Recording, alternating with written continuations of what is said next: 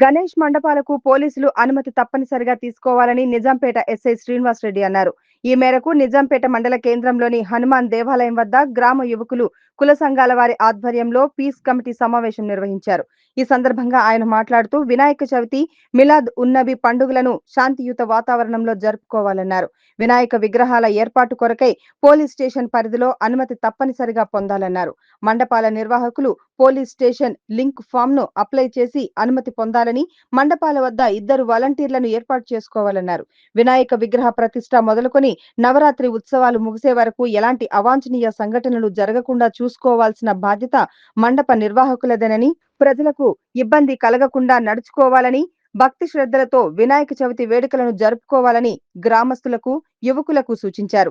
ఈ కార్యక్రమంలో ASI Jaipal Reddy, police సిబ్బంది నాగరాజు, విజయ్, గ్రామస్తులు చెల్మేటి నరేందర్, సిద్దిరామరెడ్డి, అబ్దుల్ అజీజ్, వెల్దుర్తి శ్రీకాంత్ గౌడ్, వెంకటేష్ గౌడ్, కొమ్మాట బాబు, పంజాబాబు, గర్గుల సుధాకర్, రంజిత్ గౌడ్, నవీన్ గౌడ్, జీపీ స్వామి, వినయ్ గౌడ్, ప్రశాంత్, ప్రణయ్ గౌడ్, ఫాజిల్, రిచన్, ఇక్బాల్ తదితరులు పాల్గొన్నారు.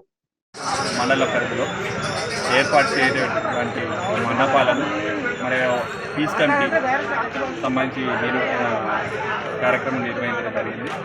దీనిలో మండప నిర్వాహకులు తీసుకోవాల్సిన జాగ్రత్తలు ఏంది, వారు ఏ విధంగా చేస్తే ప్రశాంతంగా ఎలాంటి అల్లర్లకు అవకాశం లేకుండా ఈ గణేష్ నిమజ్జనం కంప్లీట్ అయ్యే విధంగా చేసుకుందామనే ఉద్దేశంతో కార్యక్రమం ఏర్పాటు చేసుకోవడం జరిగింది. అదేవిధంగా గణేష్ చతుర్థితో పాటుగా మిలాదున్ నబీ కూడా ఇదే సందర్భం వస్తున్నది కాబట్టి పీస్ కమిటీ మీటింగ్ ఏర్పాటు చేసుకున్నాం.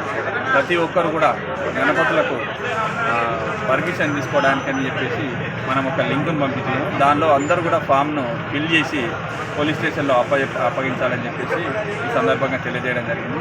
ప్రతి ఒక్కరు అది నింపినట్లయితే మేము పోలీసు వారి తరఫు నుంచి కావాల్సినటువంటి బందోబస్తు కావచ్చు, లేదంటే నిమజ్జనం సందర్భంలో బందోబస్తు కావచ్చు, అదేవిధంగా రోజు వాటిని చెక్ చేయడం ఇలాంటివి ఉంటుంది కాబట్టి ప్రతి ఒక్కరు కూడా అది నింపాలని చెప్పేసి ఫామ్ నింపి ప్రతి ఒక్కరు కూడా పోలీస్ స్టేషన్లో సబ్మిట్ చేయాలని చెప్పేసి చెప్పడం జరిగింది. అదేవిధంగా ఎలాంటి అల్లర్లకు అవకాశం ఉండకుండా ప్రతి ఒక్కరూ సామరస్యంగా మత సామరస్యం పాటించాలని చెప్పేసి ఈ సందర్భంగా తెలియజేయడం జరిగింది.